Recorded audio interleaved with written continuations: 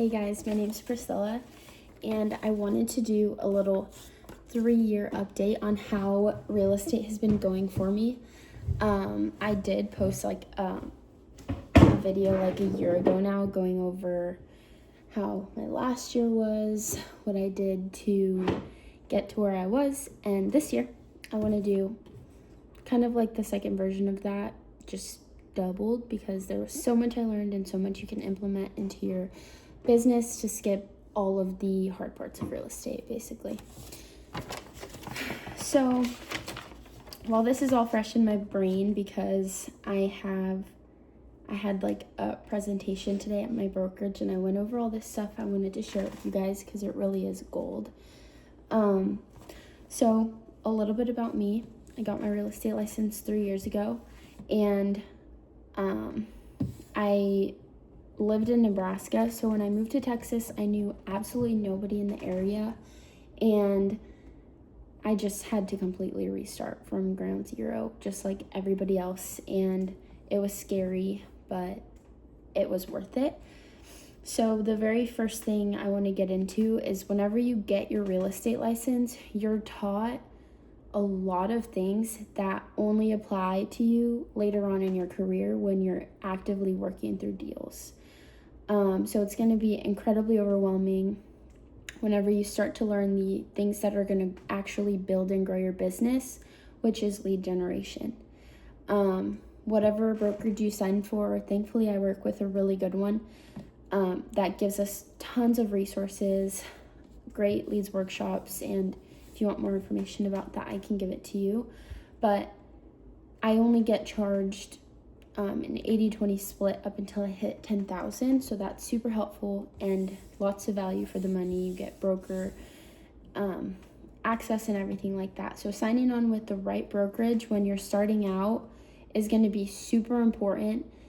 Making sure that they're not going to drain your pockets with like crazy fees every single month. An unattainable cap is just going to be super important starting out. So again, whenever you start going through your coaching, you're going to learn about every single possible way you can get a lead, which is like a prospect or a client. There's going to be hundreds and hundreds of ways you can get business, and your broker is probably going to tell you to do all of them. Every resource out there, every real estate coach is going to give you a list of like 100 things, and it's up to you to decide what resonates. And one thing that I wish I would have done differently starting out is narrow down on 3 things that resonate with me at the time of my life I'm in, right? And I only would pick 3 today. So when I first started, I did all the things. I did the door knocking, I did the expireds, I did the FSBOs, I did cold calling, I did the open houses, I did the posts, and I was planting such a small amount of tiny little seeds that I didn't give them enough water to grow because I wasn't putting in enough effort into each lead source as I could have been. Therefore, I got very minimal results from each, which is not to say that they don't work, because they all worked for me. My first year in real estate, I think I closed like 13 deals. And then the second year was a little bit better, like 14. This year, I've already surpassed that, and I'm halfway through the year, marking my biggest month in real estate, $60,000 in a month, $30K this month and the month before the $60K month, which is pretty good if you ask me. So I kind of know what I'm talking about now. Then the second thing I'm going to say is whenever you pick 3 lead sources, there's going to be now a year and a half into the business. If you're watching this a little bit later in your career, I'll say you already have probably your main lead sources. So mark number 1 and 2, and then treat your job like a 9 to 5. So I gave myself an hourly rate. I charge $50 an hour. Let me pause and rewind a bit, okay? Start your business by setting a goal. It's so much easier to believe in your goals when you set a goal based on pure statistics, based on facts. That way you have something besides yourself telling you you can do it. So in the Dallas-Fort Worth area, there's about 40,000 agents. and the average realtor income is about $58,000 a year, okay? So from that number, you're going to want to break down your goals backwards based on your ideal client type and the amount of time you'd like to work. So in Texas, the average home price is about $400,000. So considering all of my business operating expenses, my broker split, average 3% commission is like $12,000 and some change. So after everything, let's just say I make $6,000 a deal, leaving me at the end of the day with $6,000 means I would have to close 10 deals to get my $60K income. And then you plan backwards. Your day should be structured around your goal. So 10 deals per month is extremely attainable, and a lot of people don't realize that for starting out. So now what I would say is, again, when you start out in real estate, pick your 3. Now, the 3 lead sources that I picked when I was first starting out that I think everyone should pick is, number 1 is going to be open houses. Now, just to break down this lead source in a nutshell, which I'll do for the other ones just to give you an example, you should be working in your lead source every single day. So when you pick open houses, you commit to 2 a week on Saturday and Sunday. And you're going to work backwards from your goal. So on Monday would be calling all the realtors and getting an open house.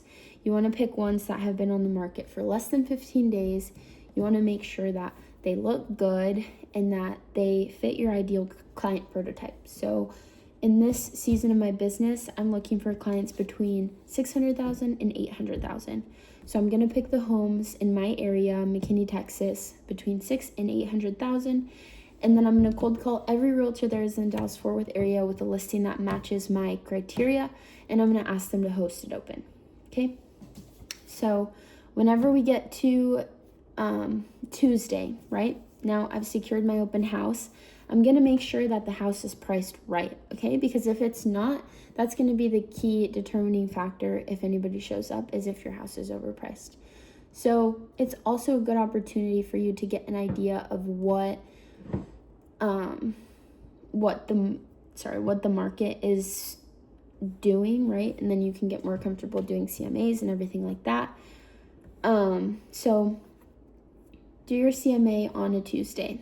Then when you're doing your CMA, you want to pull like 5 to 6 active homes in the neighborhood that you can tour beforehand, just so you can become the expert in that area for your open house. So whenever you do the open house, make sure you print out the list of the 5 other active, very similar homes in the neighborhood, and you're going to see why this comes into play later. The next day, what you're going to want to do is schedule a showing for all of those active listings and go physically tour them in person, okay? And you can take videos of them for your social media. You definitely want to take a video of your listing for the open house. And then on a Thursday, what you're going to want to do is post the open house on your social media. 99% of the time, nobody's going to come to your open house from your social media posts. So don't get your hopes up, okay? It's just to kind of show everybody out there that you're active, that you're doing your thing. So yeah, post your open house on a Thursday. Then when Friday rolls around, just make sure that you have everything prepared. You have your marketing material ready to go. And then your open house rolls around, make sure that you're putting out as much yard signs as possible, okay? And then you're going to host your open house. Now, one thing that should be integrated into your schedule every single day is learning, first of all, in scripts. So whenever somebody comes to your open house, the conversation should go a little bit like this. So they walk in, hi, my name's Priscilla. What's your name? Joe Smith. Awesome. Well, so what brings you in today? And then they'll be like, oh, just browsing on Zillow, or I'm just a neighbor, I'm just curious, or whatever. You're going to gauge motivation really quickly. You don't want to like push them too much to make any to like get them away, because again, they're strangers. So then you'll say, okay, cool, this house is a 3-bed 2-bath home, it has a pool, it's listed at $500,000. Take a look around and let me know if you have any questions, right? As they're looking around, just kind of like think about what you're going to say to them after. And then whenever they circle back around, you're going to start to ask questions. Okay, this is when you close the client. So what did you think? Oh, I really like the house. I just think the bedrooms are a little small. I just think there needs to be some updates. I just think the price is a little out of our price point. So then you're like, cool, noted, right? And then you're like, oh, have you been looking for a home for a while? And then they'll be like, no, we actually already have a house. Potential seller, right? Keep all these notes in your head when they're speaking to you so that you can best lead the conversation, so you can reach their ideal goal. Okay, so then cool. They go on about their story, you understand everything, and you're like, well, I actually toured this other home in person. The rooms are a little bit bigger and it's a little bit more updated. It's about $5,000 more expensive, but I think it's worth taking a look at. Look, I'm gonna send you the link.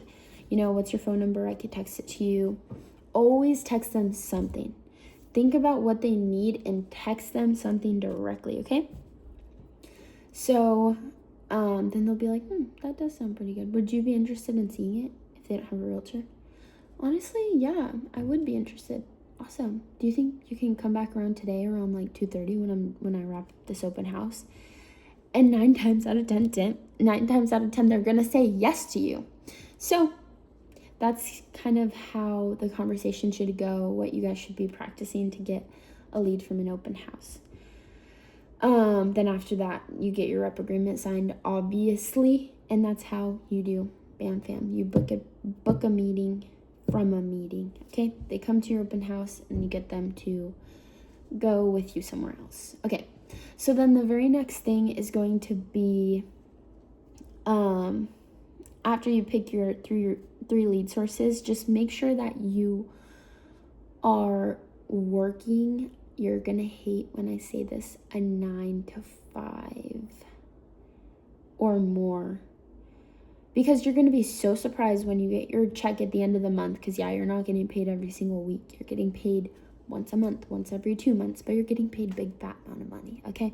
So you're going to be incredibly surprised that all the hours you worked equate to even more money than the little couple hours that you worked are really worth like $100, more than like $50. You're going to notice that so quickly. So keep that in mind whenever you build your real estate business.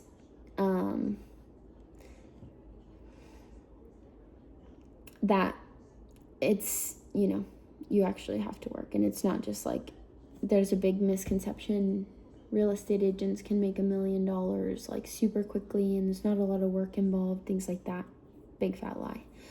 Okay, so the next thing is that one thing that's gonna help you tremendously is if you start with the realization and expectation that real estate is boring. It's so boring. You're gonna spend hours sitting on your computer doing busy admin work to make money, because that's what it is. You're like writing offers, you're solving problems, you're scheduling showings, you're doing a lot of boring stuff. If your job is all sunshine and rainbows and you're having a blast, it's probably because you're going to all these real estate lunch and learns, all these CE classes, you're going to networking events with all your fellow realtors, right? That's fun, but it's not money-making activities, and your job really, it's not going to be fun. And eventually all the fun tasks are going to be outsourced to other people. So eventually you're going to start, paying people to show houses for you while you sit behind the computer screen and type all day long. So don't glamorize it. If you do, you're going to be really bored. Okay. So, then the next thing I wish I would have done right away, rather than wait literally 2.5 years to do it, is build your CRM. okay? Yeah, that thing that your brokerage gives you that you've signed on to one time, that dusty old thing, you should be building it from day 0, okay? And it's not even, don't even add useless people in there. The reason why you should be doing it is because when you get a lead, you input them into your database and you see the amount of projected income you're gonna make at the very end of it. You're literally gonna have your jaw all the way to the ground and you're gonna say, let me work on this, because it's a lot of money. It's a lot of potential income, and all you have to do is play your part. You just have to say, hey, like, these are the people, this is what they're looking for, get them to point B, and then I'm gonna have all that money in my bank account. So put notes, obviously. Whenever you have your buyer's consultation, add as much information in there as possible about the person and their goals. And then, don't let them fall through the cracks, because that has happened way too many times in my time of being a realtor, and it's just not fun.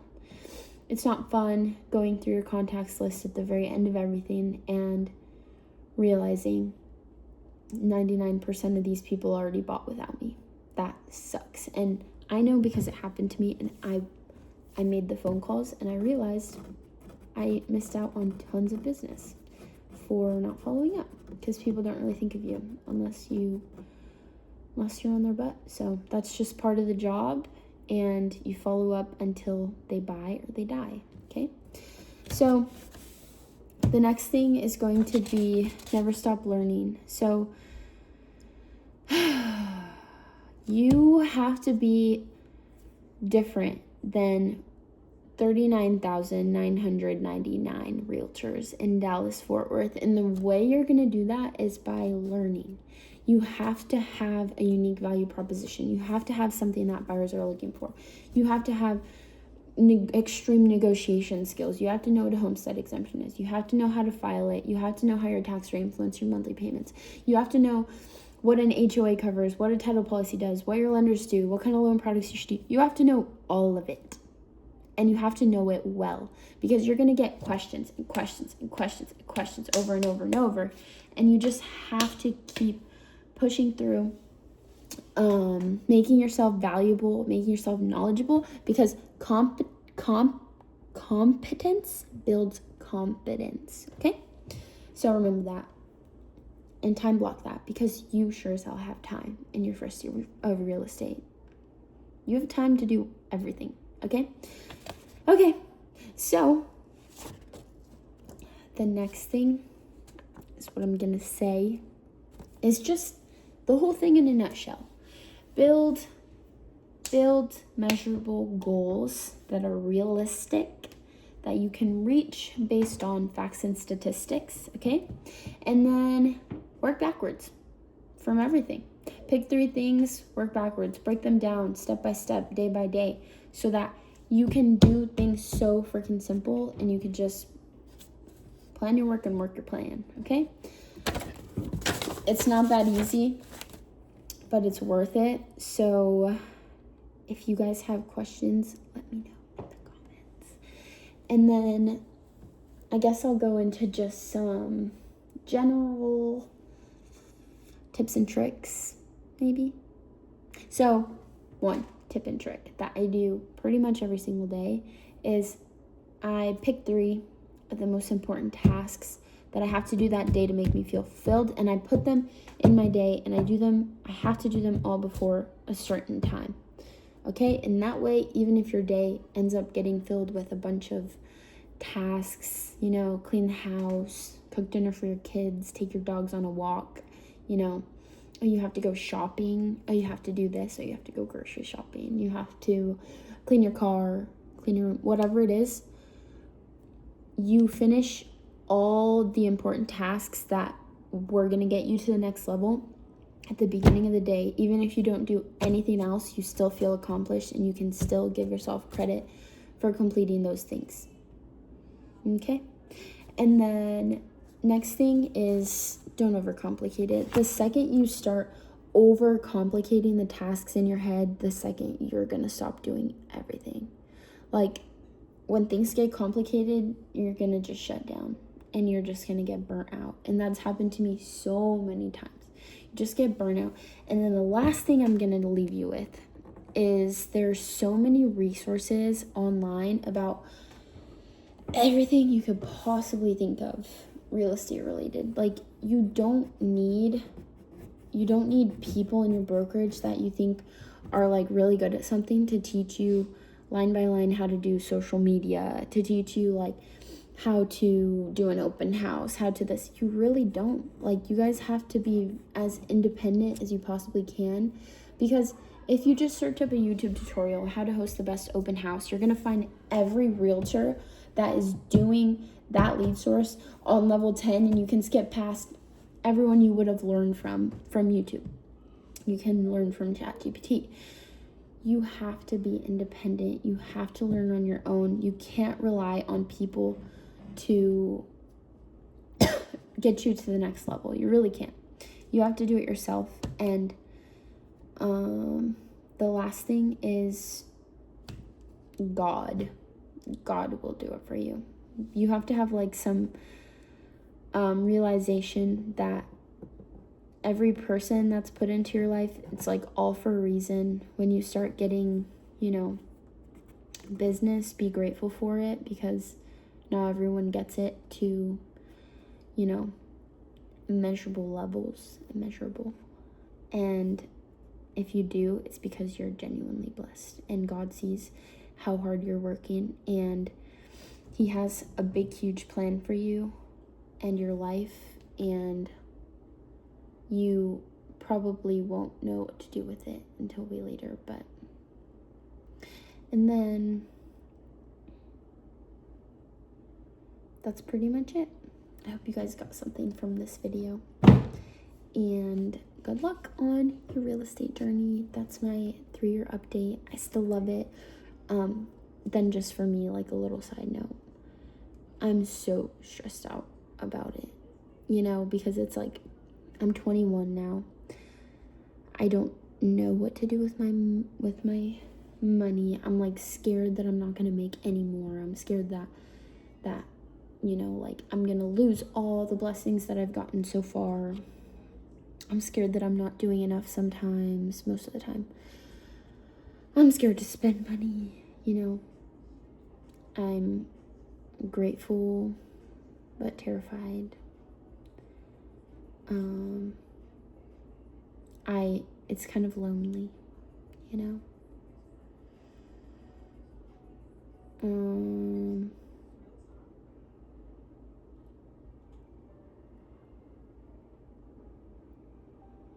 yeah, and that's pretty much it.